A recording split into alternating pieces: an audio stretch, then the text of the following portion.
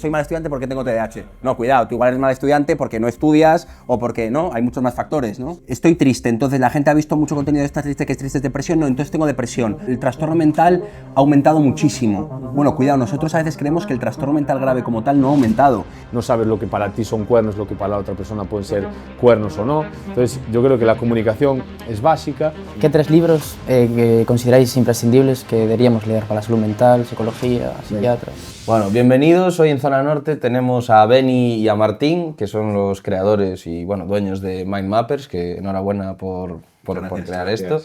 Y gracias por estar aquí, la verdad. Venga, empiezas tú. Sí, la verdad que muchas gracias por la invitación. Nos hace especial ilusión cuando ya me comentó Beni que nos ibais a invitar, pues la verdad que ni lo pensamos. Así que agradeceros estar hoy aquí, sobre todo para hablar de un tema que yo creo que está en boca de todos, que es importantísimo como la salud mental. Eso es.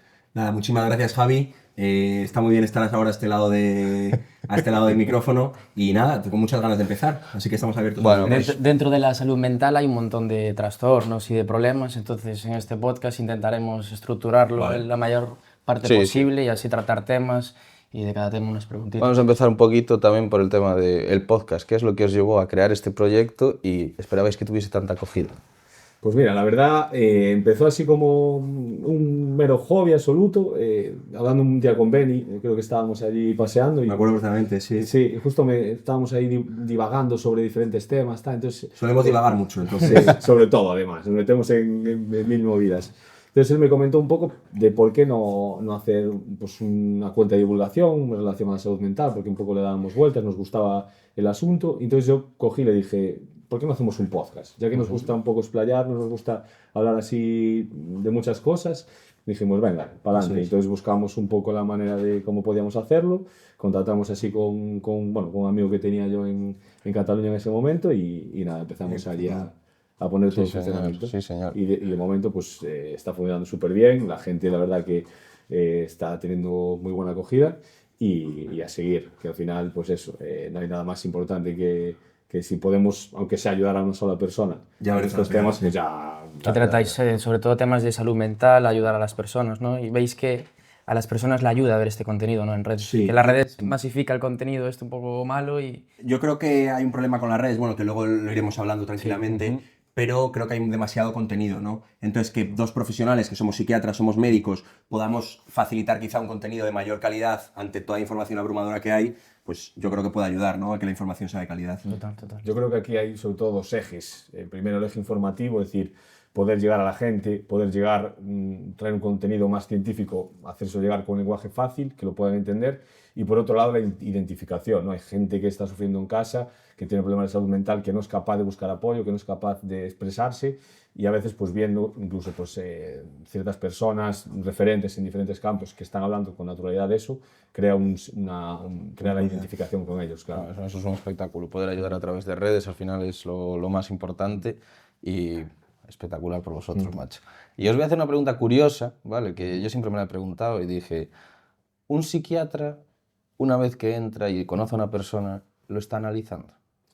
Muy típica esa pregunta. Sí, a mí me encanta esa pregunta. ¿Solo en consulta o también en relaciones realmente, personales? yo voy un poco desde mi experiencia personal. Realmente lo de la palabra psicoanalizando o la palabra psicoanálisis... Sí, por eso que dices tú es, claro. a veces cuando estás con alguien que sobre todo que conoces de primeras y tal, y hablas con él y de repente le te pregunta, bueno, ¿tú qué te dedicas? Tal, pues él te dice, pues yo trabajo pues en una consultoría, o soy abogado, o soy enfermero, tal. Y de repente, ¿y tú, psiquiatra? Uy, me estás psicoanalizando. Sí.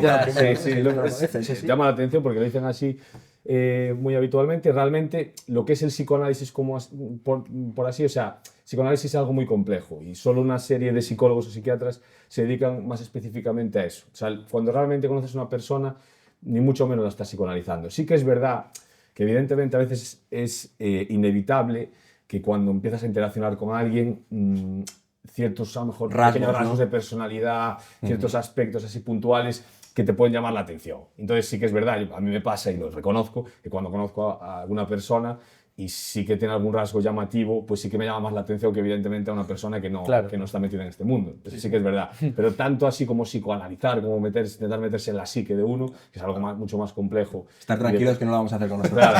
Claro, podéis estar tranquilos que no tenemos el radar encendido, seguro. Qué bueno, qué bueno.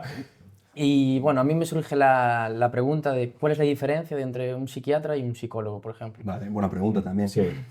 Bueno, a ver, para empezar, son dos carreras universitarias ya distintas, ¿no? El psicólogo es la carrera de psicología y el psiquiatra, tú para ser psiquiatra primero tienes que hacer medicina, que son 6 años, luego tienes que hacer el examen MIR, sacas un número de MIR y tienes que elegir especialidad. Una de las especialidades como cardiología, endocrino, medicina de familia, pues hay una que es psiquiatría, que tú eliges y es una residencia luego de 4 años. Vale, un poco a efectos prácticos, ¿no? En el día a día, ¿no? Hay una diferencia fundamental que es que el psiquiatra, al ser médico, puede recetar fármacos, ¿vale? Entonces, al final el psicólogo muchas veces es un apoyo en ciertos trastornos o en ciertas situaciones, un apoyo en problemas que puedes estar teniendo en tu día a día, y los psiquiatras quizás más es un apoyo en ciertos momentos que la situación se está desbordando mucho al paciente y que necesita muchas veces asistencia farmacológica, pues ahí es donde entramos nosotros. Sí que es verdad que cada vez más, nosotros lo notamos en la consulta, a veces esa diferencia no está del todo clara y quizá pacientes que se nos derivan a nuestras consultas quizá no sería necesario, ¿no? Quizá con una atención psicológica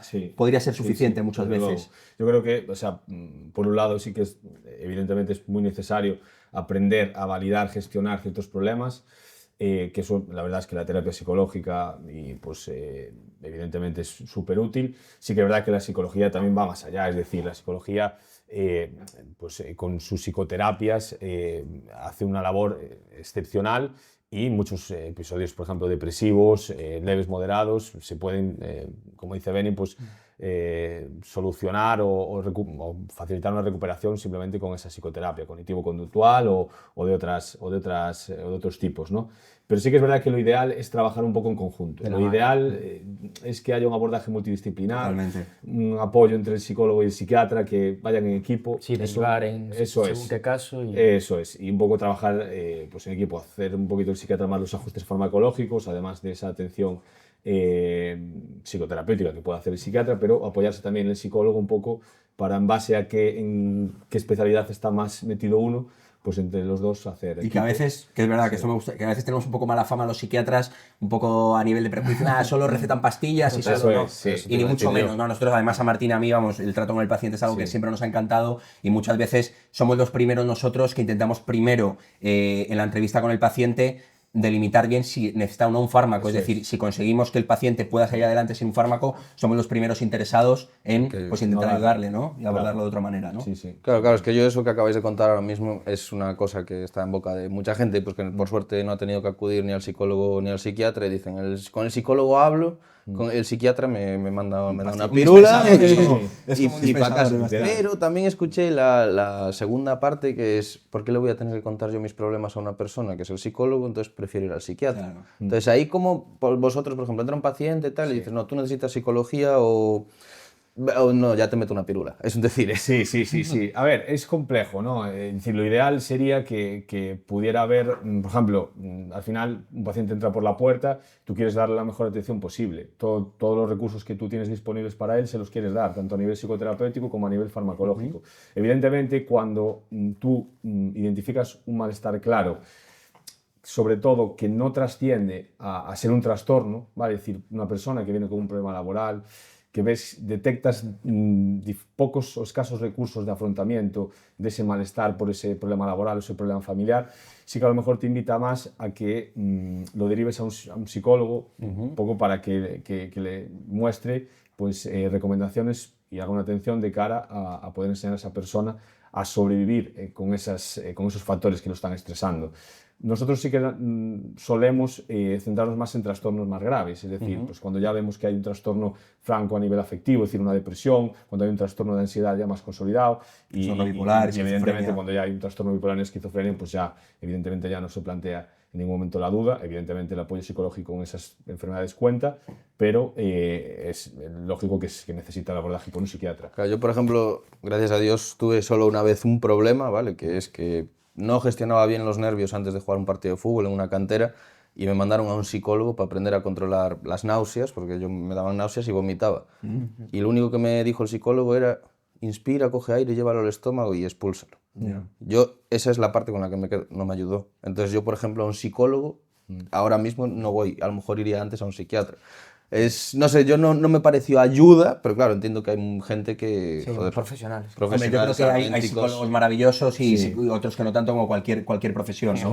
Sí que es verdad que a nosotros alguna vez nos pasa, ¿no? Lo que os he dicho de tenemos la mala fama de ser un dispensador de pastillas, pero a mí también me pasa un poco el caso contrario en consulta, es decir, que viene un paciente que le intentas explicar que quizás no quieres darle fármacos y acaba la consulta y te dice, joder, para eso, si no me vas a dar nada, ¿para qué vengo aquí? ¿No? Que tienen también como esa visión, que necesitan como que les des algo para cuando a veces, como profesional, tu recomendación es totalmente la contraria, es decir, creo que no necesitas ahora nada, creo que estás pasando una etapa complicada, pero es normal tu situación, ¿no? Obviamente, si te echan del trabajo, obviamente, si has tenido una ruptura sentimental, es normal que tú estés emocionalmente, que lo estés pasando mal, ¿no? No hay ninguna duda de eso, ¿no? Entonces, a veces también nos pasa lo contrario. Es que yo creo que es un poco una consecuencia del mundo en el que vivimos a día de hoy. Es decir, vivimos en un mundo que estamos abocados a la hiperproductividad. Es decir, queremos una respuesta, la queremos ya, queremos solucionar una cosa y lo queremos hacer ahora mismo. Es decir, ya hemos pasado de un modelo de paciente en el que te viene contando unos síntomas o unos problemas a un modelo de paciente que te demanda que le des algo. Es decir, yo tengo pues, innumerables pacientes que vienen a consulta y ya te dicen, necesito un tranquimacín porque estoy nervioso. Es decir, ya te plantean un poco el abordaje, ¿no? Es decir, ya no te preguntan a ti cómo podemos solucionarlo. Entonces, al final, yo creo que está en nuestro papel también hacer un poco de psicoeducación en ese sentido y decir, oye, mira, que las pastillas pues, simplemente son una herramienta que te puede facilitar no estar tan mal, pero lo que te va a solucionar el problema no es el fármaco en sí, sino mejorar el contexto, aprender a vivir en él, que al final es lo más importante. Es que esa frase que dice Martín es muy típica, ¿no? A veces vienen los pacientes, hay cierta, a veces, demonización con los psicofármacos, ¿no? La gente te dice, no, es que yo quiero salir por mis propios medios de esa situación, y tú le tienes que repetir, bien, que yo te aporte una terapia farmacológica, una unidad a nivel farmacológica, no significa que no seas tú el que va a salir. Tú vas a salir de esa situación y eres tú el que va a salir. Yo lo único que te estoy aportando es una ayuda, ¿no? Muchas veces la gente tiene como a veces como hasta ese ego personal, ¿no? De que parece como que si tú le das un fármaco, el fármaco está solucionando todo y él no...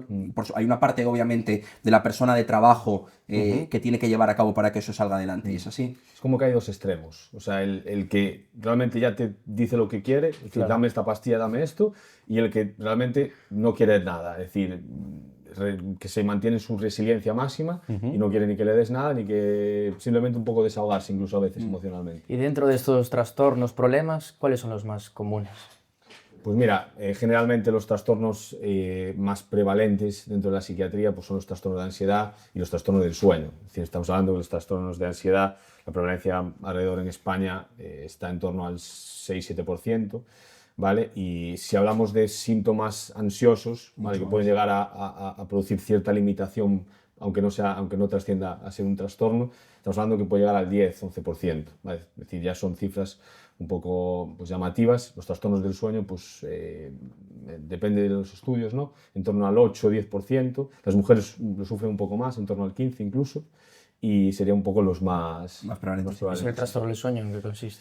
Pues por ejemplo el insomnio, ¿no? El insomnio crónico, es decir, pues dentro del insomnio pues diferenciamos varios tipos, ¿no? El insomnio un poco más de conciliación, pues ese insomnio que tú te vas para cama y empiezas a pensar en tus cosas y no eres capaz de conciliar el sueño, no eres capaz de quedarte dormido, a veces incluso sin que haya factores estresantes, simplemente pues porque te cuesta, porque pues, se ha producido ese problema. Otras personas, sobre todo ya más asociado a trastornos afectivos o trastornos de ansiedad, pueden tener lo que se llama insomnio de mantenimiento, es decir, en medio de la noche se despiertan y luego no son capaces de proseguir el sueño, o incluso se despiertan en múltiples ocasiones a lo largo de la noche, entonces no se puede favorecer un descanso. Luego habría un insomnio que llamamos de tercera fase, que este tipo de insomnio pues sí que ya está muchísimo más relacionado con, pues, por ejemplo, con la depresión, ¿no? Entonces hace que tú te despiertes bastante antes de lo habitual, entonces pues evidentemente tampoco te levantas descansado.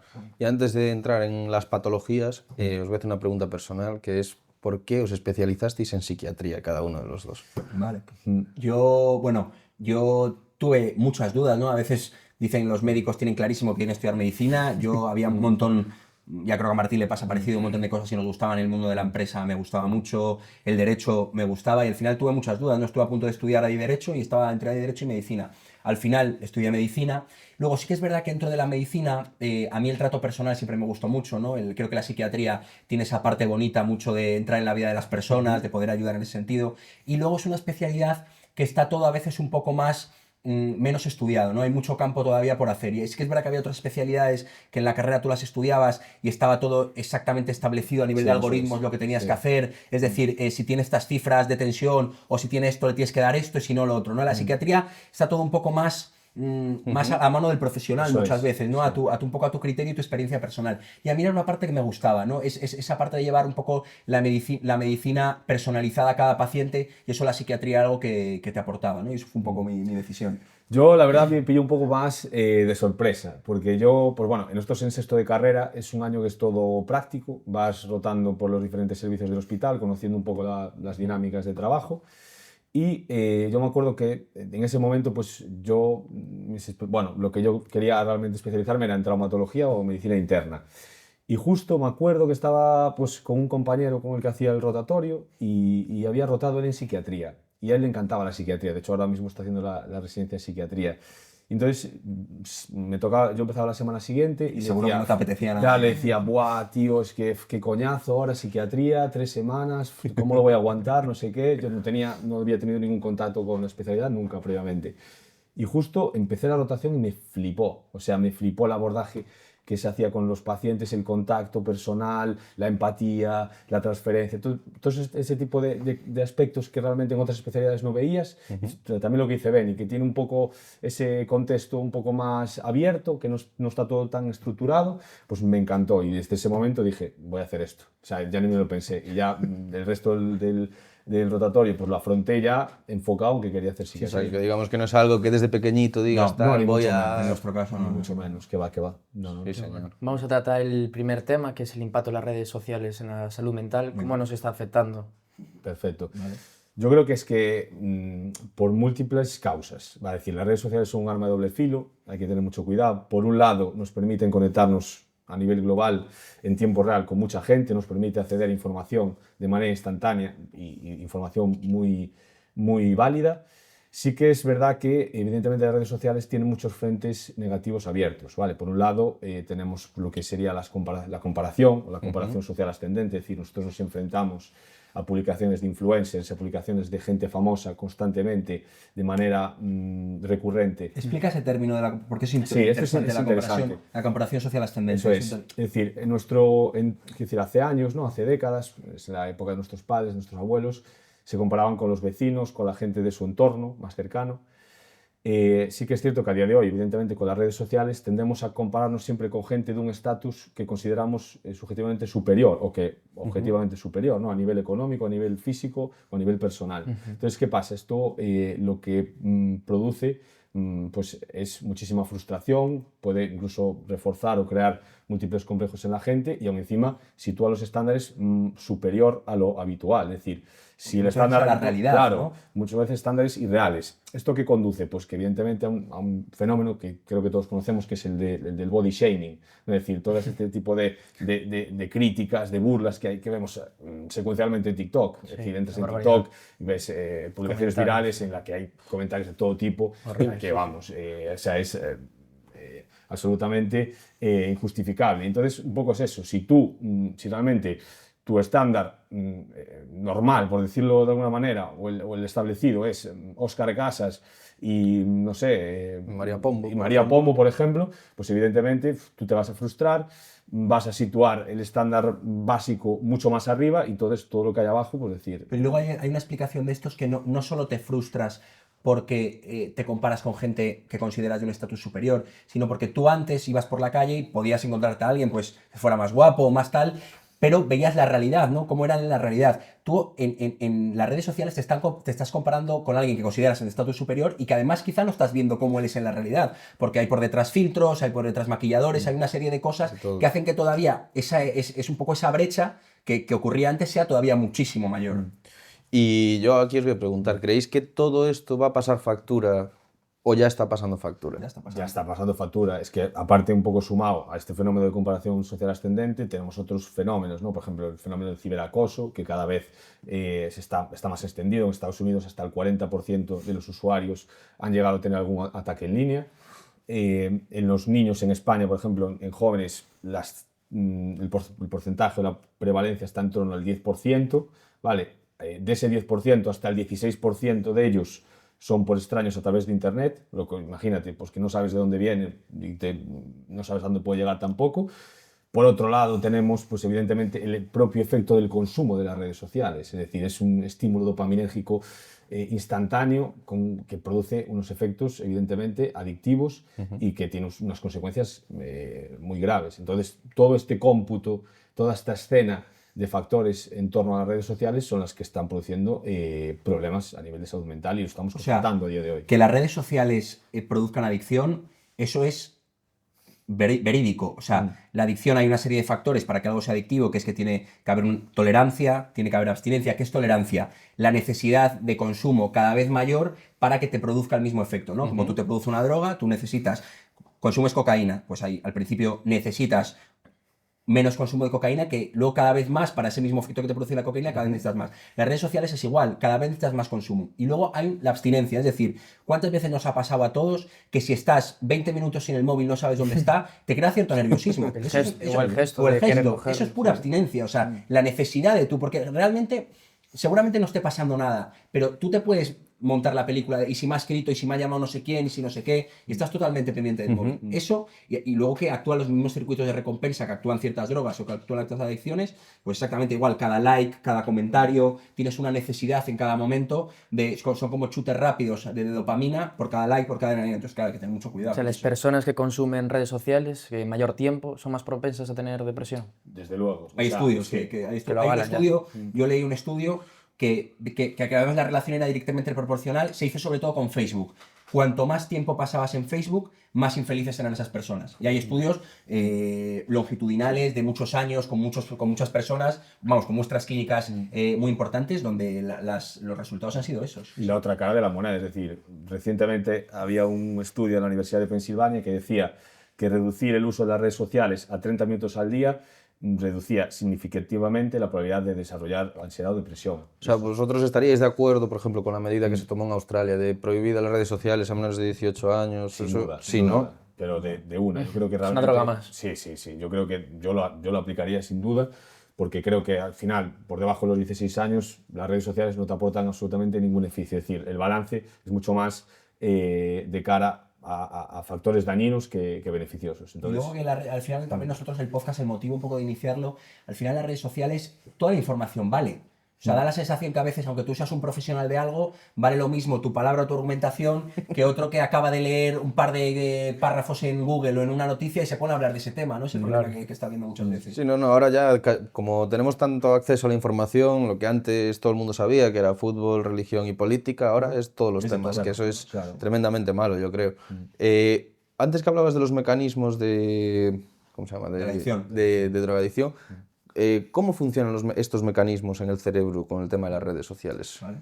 Pues mira, básicamente cuando nosotros producimos un estímulo gratificante, como puede ser pues eso, un like, un comentario, o pues incluso alguna frase de alguna persona que nos gusta a través de las redes, lo que se genera es un estímulo en una zona que se llama el área ventromedial tegmental del mesencéfalo, un poco que va a producir liberaciones de dopamina, ¿de acuerdo? Y lo que va a producir es pues una sensación de gratificación en el cerebro. Entonces, lo que se va a producir es que existen conexiones de esas zonas de núcleo accumbens con la corteza prefrontal y con el hipocampo. Entonces, el hipocampo, que es el área un poco relacionada con el aprendizaje y la memoria, aprende que ese estímulo es gratificante. Entonces, tú dices, ostras, esto me produce gratificación, lo quiero repetir. ¿Qué pasa? Que tú vas a empezar a repetir ese estímulo, vas a empezar a consumir las redes de manera compulsiva, sin un freno. Entonces, ¿qué pasa? Que llega un momento que se produce ese fenómeno de sensibilización, es decir, ese estímulo, tú a lo mejor estás pasando, si antes con una hora utilizando las redes estabas ya satisfecho, llega un momento que esa hora ya no te llega. Y aparte, lo que paralelamente se produce en la corteza prefrontal, que es un poco la zona que un poco, se encarga de controlar los impulsos, la planificación ejecutiva.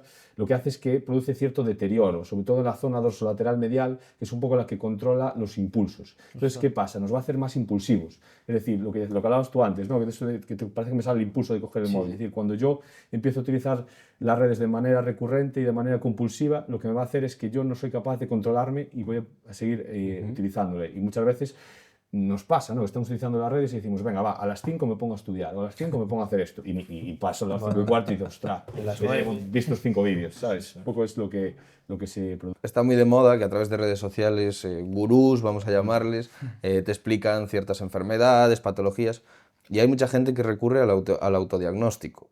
¿Vosotros qué opináis de esto? ¿Influye para mal? Claro, a ver, es que aquí hay un efecto, ¿no? Al final nosotros somos un poco partícipes de eso, es decir, el hecho de promocionar, visibilizar, desestigmatizar la salud mental, que es lo adecuado, que es lo que se busca con estas campañas, que es lo que se busca con las cuentas de divulgación, muchas veces lo que hace es pasar al efecto contrario, es decir, lo que queremos conseguir con esto es un poco que la gente que lo esté pasando mal, que la gente que crea que tenga un problema, que realmente pues, pueda estar pasando por un trastorno mental grave, que acuda a pedir ayuda. ¿Qué pasa? Que puede también hacer un efecto llamada en el sentido de que hay gente que interprete que a lo mejor lo que le esté pasando ya es algo patológico y que vaya a acudir a un profesional de la salud mental. Claro, hay que ser un poco cauto a la hora de divulgar, a la hora de expresar estas ideas, porque evidentemente si uno a la mínima quiere promocionar que se acuda a un profesional de salud mental, pues puede atraer a mucha gente que a lo mejor no necesite ese tipo de atención, porque ni mucho menos todo el mundo necesita atención psicológica. El problema que hay muchas veces es que, por ejemplo, os pasa mucho con el TDAH o pasa mucho con la depresión. Estoy triste, entonces la gente ha visto mucho contenido de esta triste, que es triste, es depresión, no, entonces tengo depresión. No, es que mi hijo es mal estudiante y es vago, entonces tiene TDAH, ¿no? Como que el problema que pueden tener a veces las redes sociales es que se puede transmitir un mensaje simplista o muy sesgado, entonces la gente ya relaciona eso, y luego, claro, los diagnósticos es mucho más complejo, claro, ¿no? Un diagnóstico de depresión o de TDAH, hay unos índices y una serie de aspectos que hay que cumplir para tú poder diagnosticar eso. Lo que pasa es que a veces, por desgracia, pues sale un famoso hablando de que tiene TDAH, claro, entonces tiene TDAH porque le pasaba, porque era mal estudiante, entonces ya la gente, no, perfecto, yo soy mal estudiante porque tengo TDAH. Claro. No, cuidado, tú igual eres mal estudiante porque no estudias o porque no, hay muchos más factores. Es que eso es una locura porque yo llegué a ver, bueno, en TikTok, que se viralizó un poco lo del tema de la enfermedad del SIBO, no sé si... sí, ¿no? Sí. Pues eso parece que fue una locura y aquí yo conozco un par de médicos de Vigo que decían, joder, a mí me viene la gente pues porque a lo mejor está estreñido, me dicen, no, es que tengo SIBO. Ya te lo dices, y la gente flipaba y, en plan, ¿para qué vienes al médico? Entonces, por eso, bueno... Ahora que hablabas del TDAH, me parece un tema interesante para tratarlo ahora.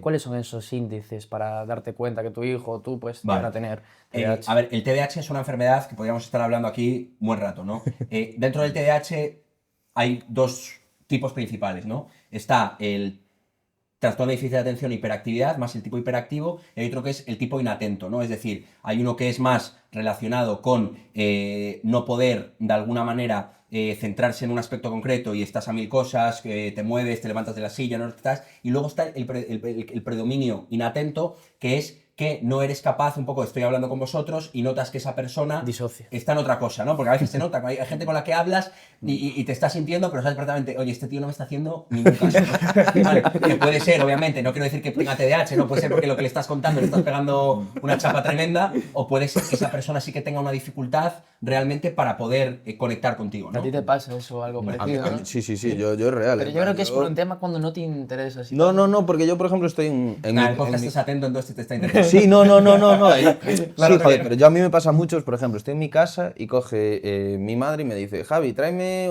un vaso de agua.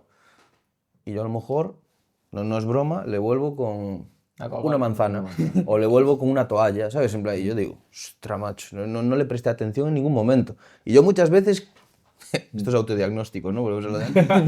Creo que puedo tener o TDA o TDAH. Yo ahí estoy... Hombre, habría que verlo una consulta. Sí. Luego hacemos una consulta. Eso es. Habría que hacer una valoración neuropsicológica compleja, tal. Sí que es verdad que mucha gente, pues es lo que me narras tú, ¿no? Que haya un signo, un síntoma, no quiere decir tampoco que haya el trastorno. Es decir, yo puedo a lo mejor en los ítems relacionados con la atención tener una puntuación elevada, pero sin que eso suponga que yo tenga un TDA. Es decir, que a veces un poco se quiere etiquetar de lo mínimo ya amplificar a todo, ¿no? Ni mucho menos. Es decir, tú puedes ser una persona que tiene una característica que es más inatenta sin que eso vaya a ser una limitación en tu esfera personal, social o laboral. Es decir, tú realmente, si tú eres funcional, realmente muchas veces es más difícil que tú tengas ese diagnóstico de TDA o de TDAH. Vale, esta es una pregunta que creo que puedo ver, tengo primos pequeños y tal. Yo noto, y eso que me llevo máximo 15 años con mis primos, que ahora en niños hay un gran aumento en enfermedades, pues como por ejemplo el autismo, Asperger, todo este tipo de enfermedades. ¿Vosotros creéis que se debe a algo en concreto o es que antes no se diagnosticaban esas cosas? Claro. Esa pregunta es compleja porque es lo que hablamos, que nos preguntan mucho los psiquiatras, ¿no? Y que el trastorno mental ha aumentado muchísimo. Bueno, cuidado, nosotros a veces creemos que el trastorno mental grave como tal no ha aumentado, sino ha aumentado la utilización que se hace de un poco del psiquiatra y del psicólogo. Es como a veces las pruebas diagnósticas, como mejoran tanto las pruebas diagnósticas de imagen, tú a veces ves cosas en las ecografías y ves cosas en los tags que, porque tienes una alta resolución que realmente nunca tendría ninguna repercusión para el paciente, pero como le has hecho esa prueba que es de alta definición, pues diagnosticas eso, ¿no? Entonces hay que diferenciar a veces. Yo la verdad que la prevalencia del autismo no la tengo en la cabeza, ¿no? No sé si hay un 1%, no sé cuál es la prevalencia del autismo, ¿no? No sé si el autismo concretamente hay un aumento... Claro. A un aumento real, me refiero. Diagnósticos puede ser, pero un aumento real. Es que hay mucha variabilidad. O sea, analizando cortes y tal, hay estudios que hablan hasta de un 7% de los niños, ¿no? Es decir, hay grados, también el trastorno espectro autista es muy amplio, ¿no? Dentro de los grados del TEA hay grados, ¿vale? Entonces, ¿qué pasa? Que también a veces esto depende de cómo lo cojas. Tú si quieres a alguien dentro del espectro que tenga un pequeño grado, pues también te digo que probablemente ese 7% me lo crea, porque si tú un pequeño grado a cualquier persona más o menos le buscas alguna característica, se la puedes llegar a encontrar. Claro, yo no creo ni mucho menos que pueda llegar a esa cifra, ni mucho menos, o sea, ni de lejos. Pero sí que es verdad que, evidentemente, ahora hay muchísima más concienciación con toda la neurodivergencia y, evidentemente, se acude más a consulta y al acudirse más a consulta, evidentemente, se recogen más casos. Es decir, hace 30 años, a lo mejor, si tú nacías con un problema de autismo, tus padres a lo mejor decían, había ciertos estereotipos en aquella época y decían, este niño pues es un poco rarito, un poco le cuesta más relacionarse, pero lo dejaban pasar ahí. Ahora a lo mejor pues los padres pues con buena intención pues acuden con el hijo a consulta y entonces a lo mejor se hacen las valoraciones y resulta que a lo mejor esa persona tiene un síndrome de Asperger, por ejemplo, ¿no? Un grado 1 y puede ser, y es una persona que va a ser funcional, una persona que puede desarrollar su vida muchas veces sin problema, simplemente pues se van a ver ciertos rasgos a la hora de interacción. Y en ese caso, por ejemplo, ¿a los padres les cuesta ver la realidad y aceptarlo de sus hijos? ¿O directamente dicen, no, creo que tiene un problema, lo llevo, o creo que tiene algo que puede ser sanable?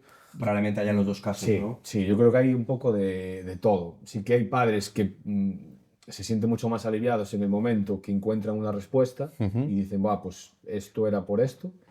Sí que hay otros pues, que incluso te lo niegan. Decir, no, mi hijo que va a tener eso, es imposible. Entonces eso, en este segundo caso, es mucho más complejo porque a la hora de poder desarrollar habilidades, actividades que puedan de alguna manera ayudar a ese paciente, pues se van a ver mucho más limitadas porque desde casa no se van a promocionar, desde casa no se van a llevar a cabo. Entonces sí que es verdad que es mejor el primer caso en el que se acepte rápidamente y los padres se encuentren más aliviados que en el segundo que lo intenten negarlo. Tratando otro tema interesante, el trastorno bipolar. ¿Esto es tener cambios de humor o de estado extremadamente o hay algo más ahí? A ver, el trastorno bipolar es mucho más, ¿no? Si el trastorno bipolar fuera solo estar triste o contento, pues el trastorno bipolar sería cuando mi equipo de fútbol gana estoy contento y cuando pierde estoy triste, ¿no? Claro. El trastorno bipolar es un trastorno en el DSM, que es el manual diagnóstico que utilizamos un poco los psiquiatras, que hay una serie, ¿no?, de criterios, ¿no? Y hay unas etapas bien definidas de síntomas maníacos o hipomaníacos, que es lo que se le llama, es decir,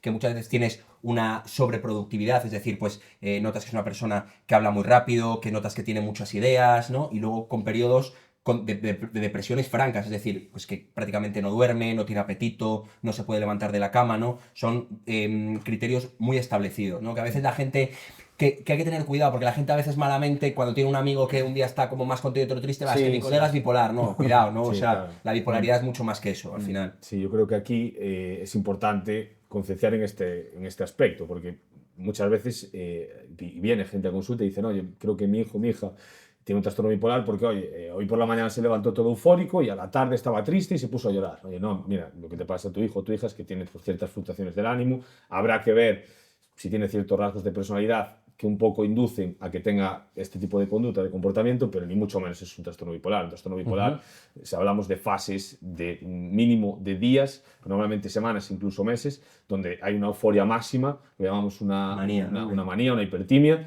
que se alterna con fases depresivas, es decir, donde realmente pues, hay una limitación absoluta y hay una tristeza, O sea, la fase maníaca de los trastornos bipolares es muy llamativa, es decir, a veces la gente relaciona mal el estar contento o el estar tranquilo, como podemos estar nosotros ahora, y con que luego tengo un problema y estoy triste con el estar contento no es manía, el manía se nota mucho, es una persona, tú lo notas, nosotros en consulta, que no para de hablar en la consulta, te interrumpe cada vez que tú como profesional intentas preguntar algo, tiene conductas de compras compulsivas, tiene una necesidad de comprar, a nivel sexual también tiene muchas conductas sexuales de riesgo.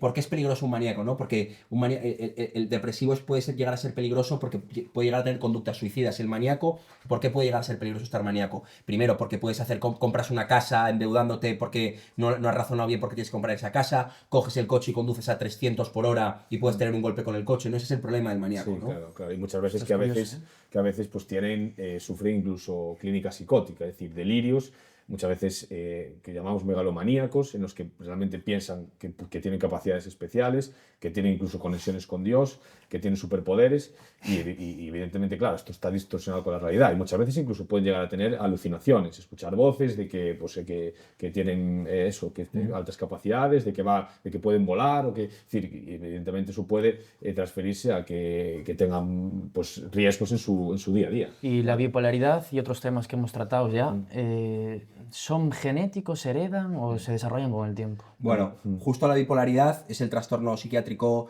con más determinación genética, justo de los que hablamos.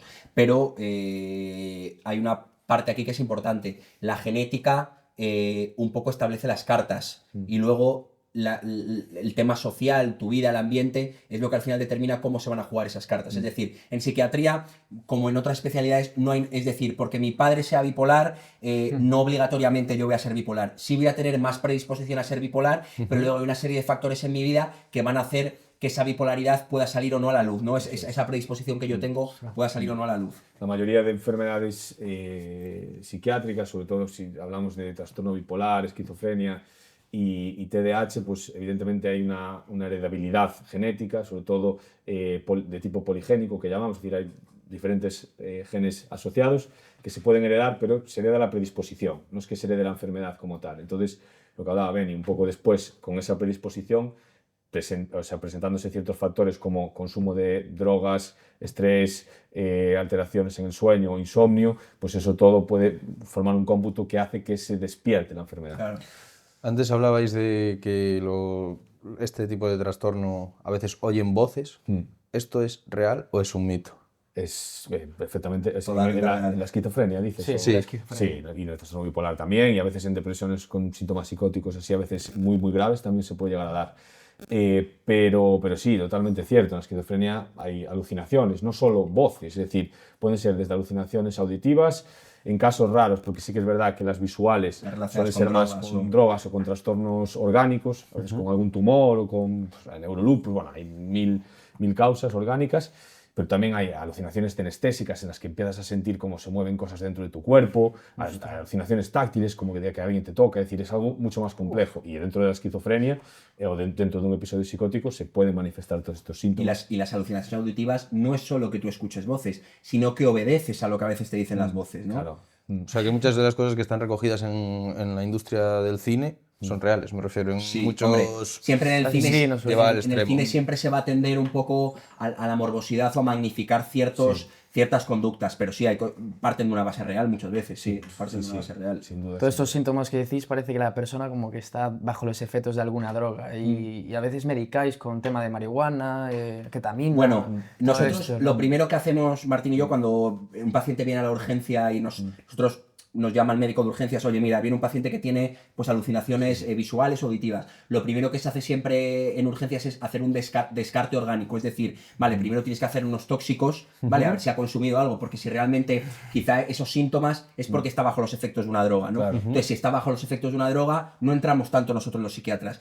Pero cuando el médico nos dice, no ha consumido nada, y es cuando entramos nosotros, cuidado, aquí sí que puede estar habiendo un trastorno. Claro, claro. Lo primero de todo es descartar que no haya alguna enfermedad que esté causando esos síntomas. A veces incluso está, en un primer episodio psicótico, está siempre recomendado hacer un TAC cerebral, ¿vale? Pues para que no haya eso, alguna lesión ahí, pues desde un ictus a un tumor a cualquier otra enfermedad que pueda estar ocasionando estos síntomas. Una vez descartado lo orgánico, evidentemente es cuando realizamos la valoración. Pero sí que es verdad que los tóxicos o las drogas tienen un papel muy importante en la génesis de todos estos trastornos, sobre todo la esquizofrenia, pero sobre todo en los primeros episodios psicóticos. ¿Vale? Es decir, la droga puede estar causando transitoriamente unos síntomas psicóticos, puede ser como, digamos, el precipitante de un brote psicótico agudo, que luego, una vez recuperado, esa persona no vuelve a sufrirlo nunca más, pero puedes también un consumo, sobre todo, continuo, puede incluso despertar una esquizofrenia como tal, que luego evidentemente va a ser una enfermedad crónica que se va a mantener el resto de tu vida. ¿Y las personas esquizofrénicas pueden llevar una vida normal, me refiero a las que no han sido diagnosticadas y medicadas,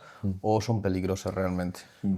Pues mira, la esquizofrenia hay un amplio abanico, ¿no? Digamos un intervalo muy amplio, es decir, hay personas que son diagnosticadas de esquizofrenia y su nivel de deterioro a nivel cognitivo y funcional es bajo, ¿vale? Sobre todo si tienen una buena adherencia al tratamiento, si cumplen unos adecuados hábitos, si tienen un adecuado apoyo social, pueden llevar una vida perfectamente normal. Tenemos pacientes con esquizofrenia que incluso llegan a estar trabajando, a tener pareja estable, a tener hijos, es decir, no puedes llevar, si se lleva un control exhaustivo, se puede llevar una vida completamente normal. Y luego, en referencia a lo que decías de si son peligrosas las personas esquizofrénicas, ni mucho menos, es decir, son mucho más vulnerables incluso que una persona sin esas patologías. Es decir, siempre se pone un poco el estereotipo de que el psicótico es una persona peligrosa que en sus delirios o en sus alucinaciones puede matar o cometer delitos. Todo lo contrario, es decir, una persona que sufre una esquizofrenia tiene muchísimas más probabilidades de sufrir abusos, de sufrir maltrato, de sufrir agresiones que una persona que no tiene esas patologías. Pues esto es nuevo para mí, la verdad, sobre la esquizofrenia. O sea, yo poco las conozco, estas enfermedades, y me parece, joder. Sí, señor. Otra enfermedad o trastorno así que me parece interesante y está afectando cada vez más, no sé si también por las redes sociales y demás, es los TCAs, trastorno de la alimentación. Tuvisteis una chica hace poquito hablando que lo explicó muy bien, decíais. Sí. ¿Cuáles son así las señales de alarma que puede decir, ostras, puede llegar a tener algo, bulimia o enfermedades como estas? Claro, hay unas señales de alarma que son muy visibles, obviamente, que es cuando esa persona empieza a perder peso, pero suele haber unas señales de alarma previas hasta que empieza a perder peso, pues una persona que notas que a veces en quedadas de amigos se puede ausentar, es decir, oye, yo tengo una amiga que últimamente no quiere venir cuando vamos a tomar una hamburguesa o cuando vamos a ir a un sitio a comer algo, como que no quiere venir, pone excusas o que no quiere estar viniendo, que notas que de repente va mucho al gimnasio, ¿no?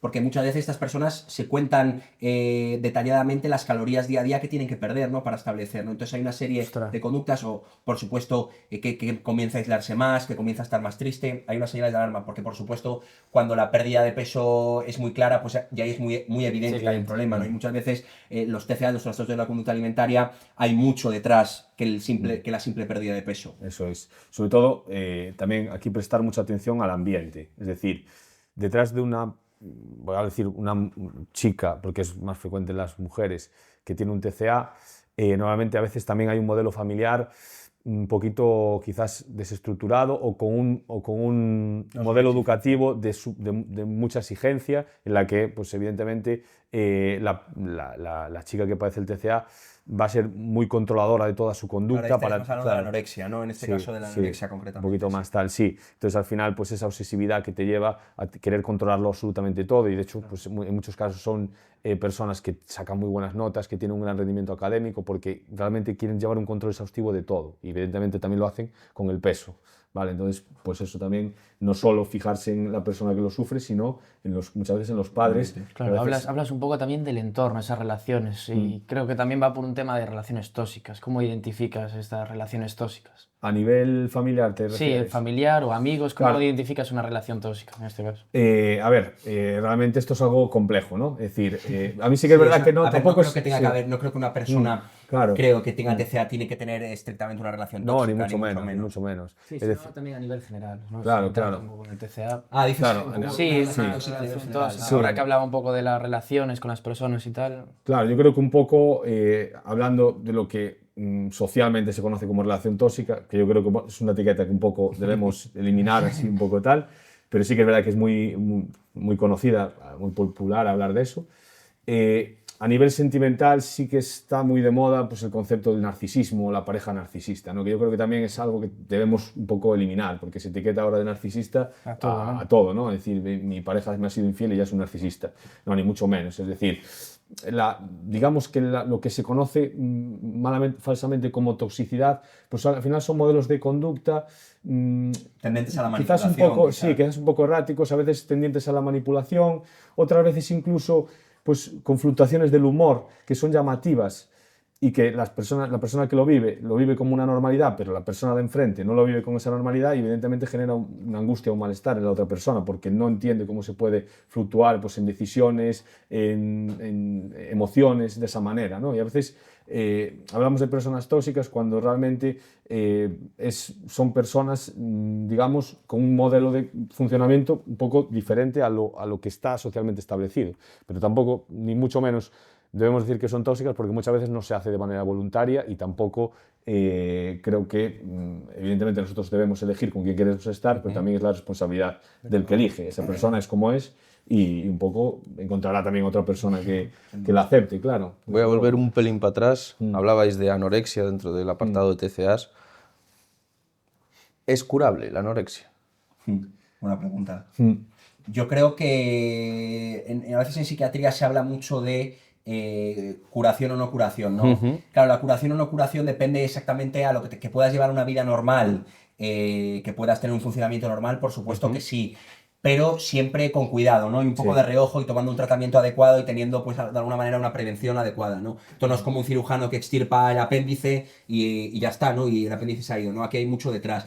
Yo creo que la anorexia hay mucha gente que luego puede tener una vida completamente normal. Lo que pasa es que al final hay que tener una supervisión estricta y pues muchas veces tienes que tener una ayuda a largo plazo con cierta frecuencia, ¿no? Que sí es lo que estamos viendo. El problema muchas veces de estos trastornos es que dependen un poco del contexto.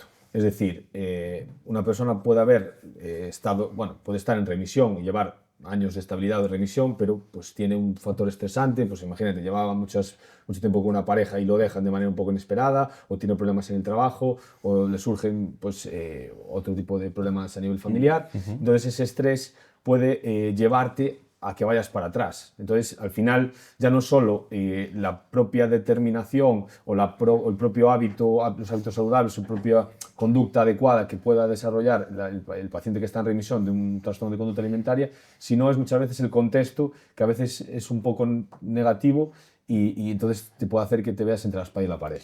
Ahora que hablábamos un poquito también de relaciones, en relaciones sentimentales sobre todo, está muy presente el tema de toxicidad y, o sea, que está relacionado con los celos y gente que es cero celosa. Claro, a los niños o chicos todo es toxicidad o cero celos, toxicidad, cero. ¿Qué es lo normal en la conducta humana? O sea, ¿cuál es el punto que deberíamos alcanzar para que no nos pase factura ni un lado ni el otro? Yo creo que hay que establecer una relación de manera totalmente pactada, de manera totalmente, pues,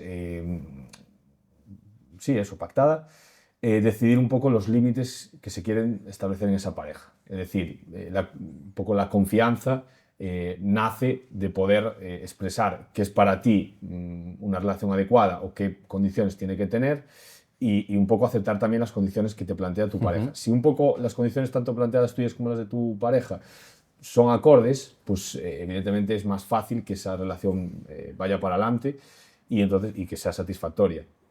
¿Qué pasa? El problema es cuando a veces no se hablan las cosas bien, no se estipula, sobre todo al principio, cuando empiezas con una persona, no sabes lo que para ti son cuernos, lo que para la otra persona pueden ser cuernos o no. Entonces, yo creo que la comunicación es básica. Hablando de cuernos, pues un poco es el principal, de los motivos más típicos de discusión o de problemas, ¿no?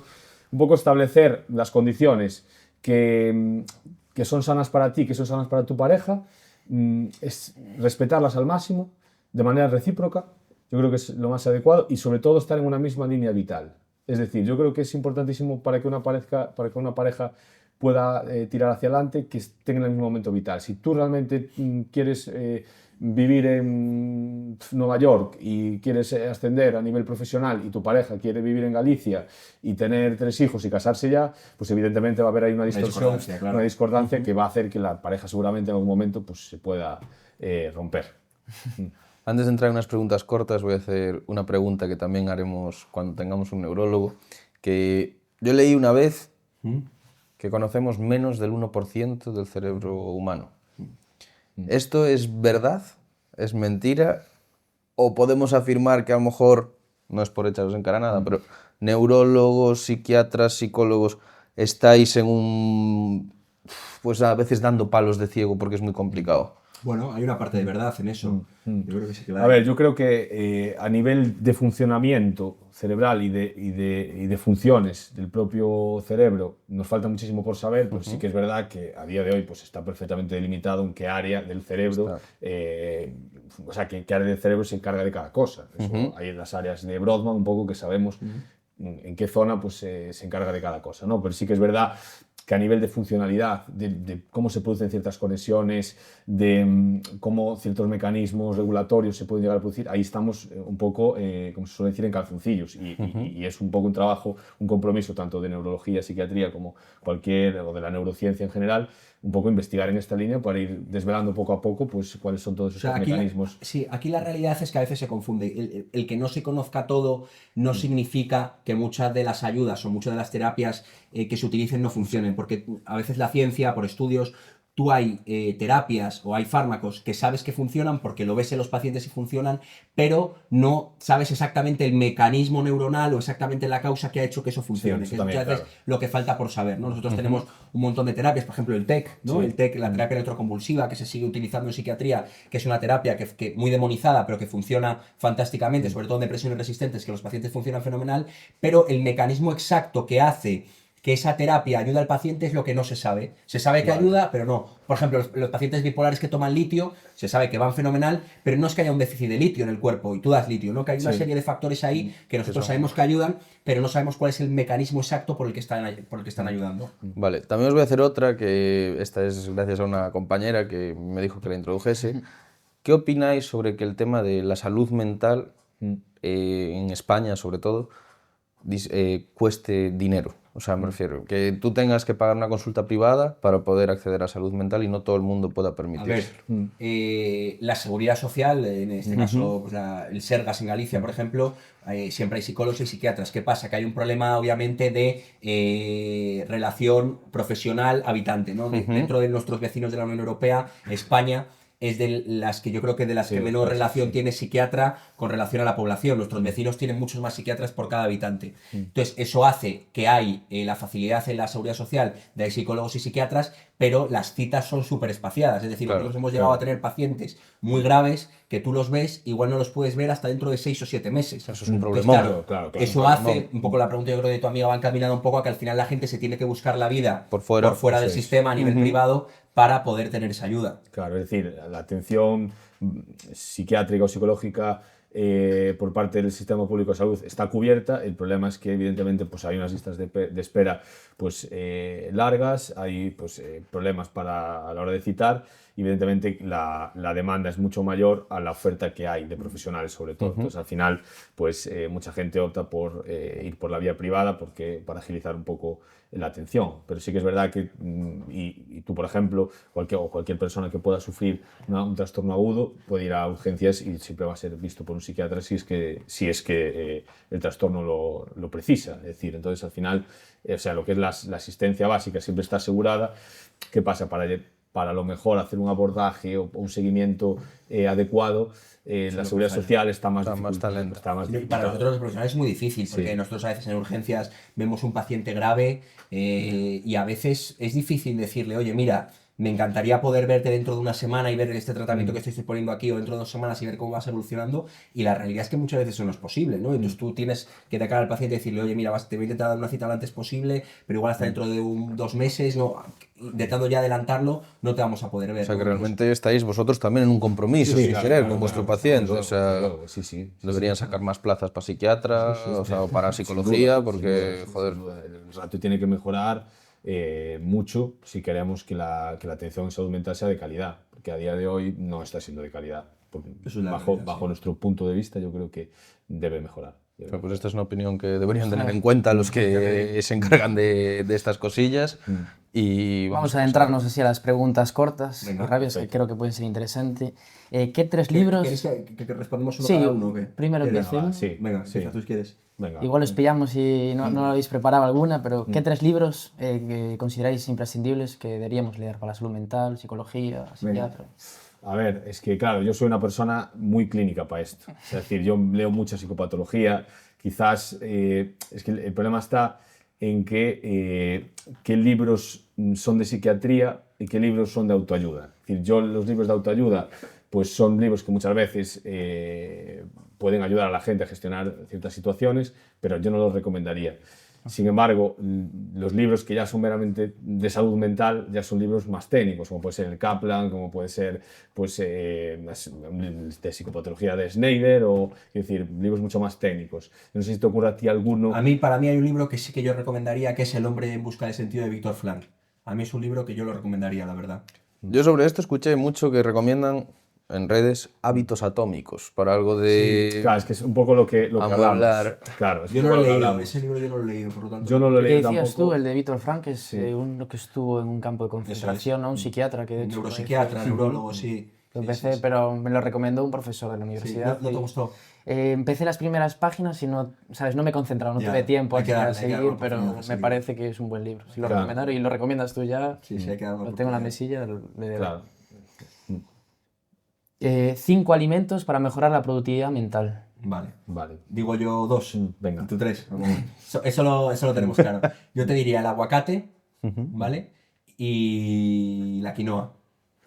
Yo diría las nueces, me parece que el té verde, me parece que a nivel sobre todo ansiolítico pues también te puede ayudar mucho.